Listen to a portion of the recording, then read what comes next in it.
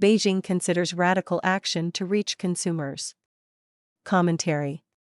Beijing so far has failed to boost consumer spending sufficiently to put the overall economy back on track. In response, the authorities have begun to consider truly radical measures. One is to shift away from the value-added tax. So far, no firm proposal has surfaced, much less legislation. Still, the open consideration of such a change reveals how troubled China's leadership has become about the economy's sluggishness and the failure of its program to make the country's economic engine less dependent on exports and more responsive to domestic needs. The authorities began efforts to stimulate China's domestic economy a couple of years ago. With limited success, it implemented measures to stop the fall in construction and home buying brought on by the property crisis that first broke in 2021. While residential real estate continues to fall, Beijing's efforts seem to have slowed the pace of decline and relieved some of the excesses. The Chinese regime has poured investment monies into high-technology projects, such as semiconductors, quantum computing, and electric vehicles, in an effort that for a while added enough to the economy to meet Beijing's overall growth targets but ultimately has added more capacity than the country's domestic economy can absorb, and thus backfired by increasing the country's dependence on exports just as Washington's and Europe's hostility to China trade has intensified. The regime's planners knew that the greatest potential for domestic development lay with the Chinese consumer. Initial efforts to stimulate consumer spending, however, could only be described as a weak, short-term fix. Beijing decided to use local governments to subsidize trade-in prices for automobiles and large household appliances in the hopes that people would take advantage of the subsidies, dispose of these expensive items sooner than they otherwise might, and buy new ones.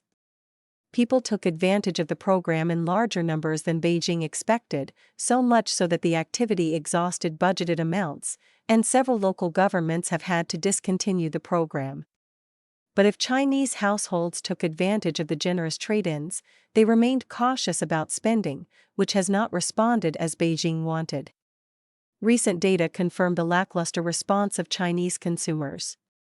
Retail sales for July, the most recent figure available, were only some 3.7% above year-ago levels, a much slower pace of advance than the 5 to 6% gains averaged last spring and hardly enough to support Beijing's goals, especially with Chinese exports showing hardly any growth since last March. Even more revealing of inadequate domestic demand are the signals coming from Chinese price data. Consumer prices for July were slightly below levels of the same time last year, and food prices actually came in at 1.6% below year-ago levels.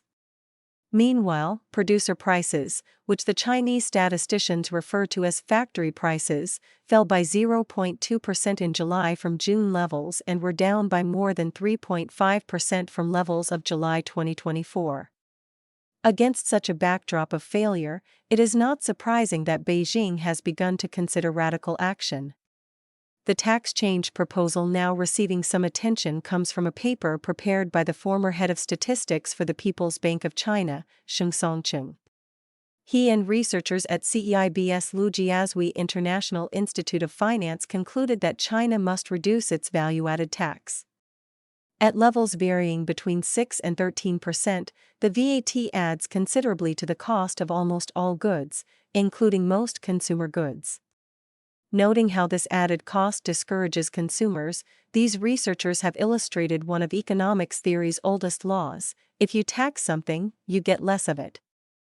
And the VAT is effectively a consumption tax. A change in the VAT would probably help, but even if Beijing were to embrace it, a shift from the VAT would still take a long time to implement. For one, China's VAT is the single largest source of government revenue, constituting as much as 30% of the total, depending on the year.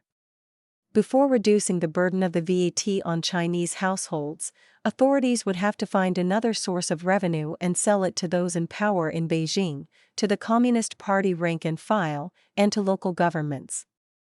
And there is another problem. Right now, VAT revenues are allocated regionally according to where the taxed goods are produced rather than according to where they are purchased. Any departure from the VAT, full or partial, would face significant resistance from locales that depend on the current structure of distributions. That Beijing is even considering such a wrenching change speaks loudly to the level of desperation among the nation's leadership on this issue of reviving the Chinese consumer. And it is far from assured that such a radical shift would get the response Beijing wants. The facts on the ground today suggest that even if China could take steps in the direction of such a change, it will take a long time to move Chinese consumers, if it ultimately could.